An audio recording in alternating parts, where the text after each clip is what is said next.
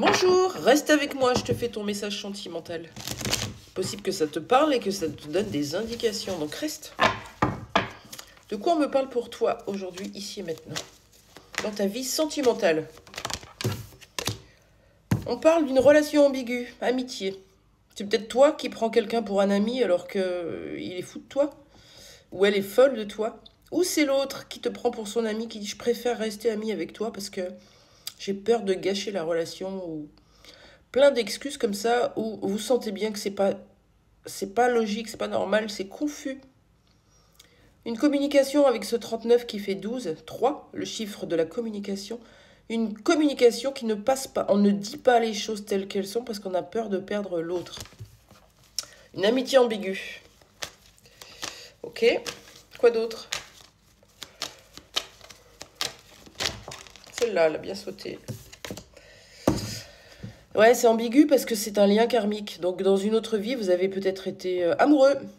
Ou vous avez peut-être été sœur, frère, amant, euh, père, enfant, etc. Vous êtes connus dans une autre vie. On appelle ça un lien d'âme, une relation karmique. Regardez, dans une autre vie, vous étiez en Égypte, par exemple. Bref, il y en a un de vous deux enfin, tous les deux, vous vous en souvenez bien, quelque part, comme une impression de déjà-vu. Et il y en a un de vous deux qui se souvient de la relation amoureuse et qui veut la revivre. Donc, ça forme un peu cette confusion entre amour, amitié. On ne sait pas trop. Quoi d'autre sur ce lien, s'il vous plaît? Qu'est-ce qu'on peut me dire d'autre?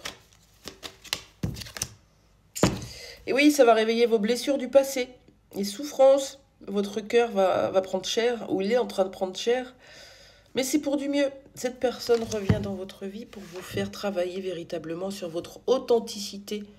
Et du coup, on enlève tous nos masques, on enlève tout ce qui nous inhibait jusqu'à présent. Parce que l'autre nous voit comme dans un livre. Et nous voyons l'autre comme dans un livre. Nous savons tout, nous percevons tout. Quelle souffrance ici est réveillée pour vous. Un cœur brisé, un cœur blessé, un cœur qui... On parle de quelque chose qui a bouleversé votre vie, un changement. Quelle souffrance on parle? Quelque chose qui est venu rapidement, qui est venu comme un électrochoc et qui vous a créé beaucoup de tristesse, de peine. Ça peut être vous, ça peut être chez l'autre, en tout cas. On est dans son coin et on n'en revient pas. Purée. Avec autant d'amour, comment ça se fait que on me propose ça dans cette vie-là et que je n'arrive pas à me sortir de ça? Et oui, parce que l'autre, on l'a dans la peau, tout le temps. Un lien d'âme, c'est comme deux énergies qui se rencontrent. Donc, on a beau être à 10 000 km, les énergies, elles continuent à être ensemble. Du coup, ce lien, il est énergétique, il est émotionnel, il est psychique, il est télépathique, il est... Fuck. Je sais pas pourquoi j'ai dit ce mot. Certainement parce que il y a des hauts, il y a des bas, mais il y a surtout des très bas. Hein. Là, il y a un changement rapide, blessure du passé, tristesse. C'est un lien qui est un véritable cadeau pour votre âme, pour l'évolution personnelle, pour votre évolution d'âme. Et c'est un véritable cauchemar pour votre humain qui ne comprend pas ce qui lui arrive.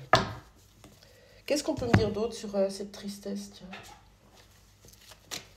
Tiens.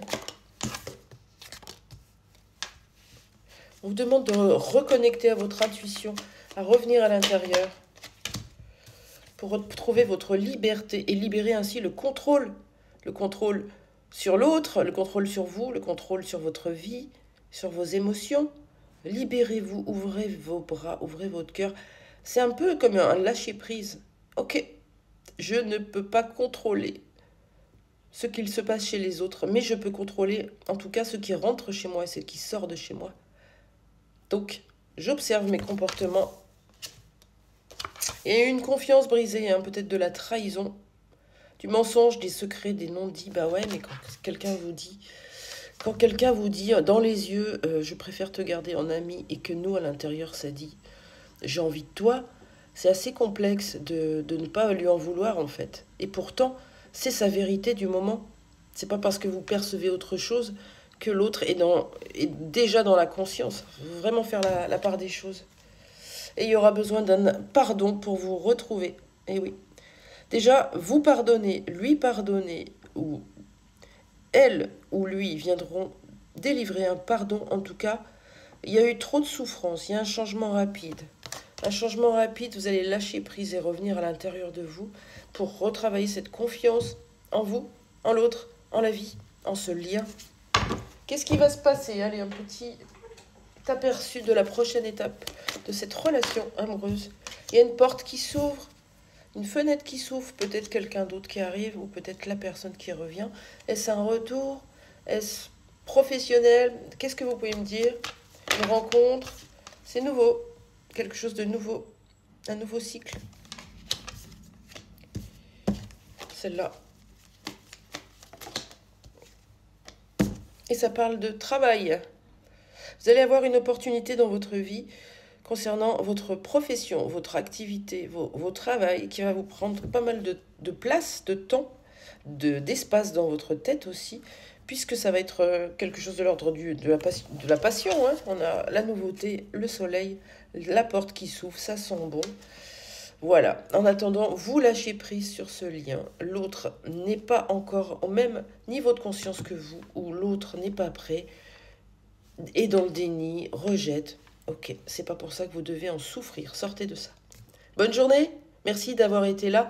N'oubliez pas de me suivre sur ma chaîne YouTube. Au revoir.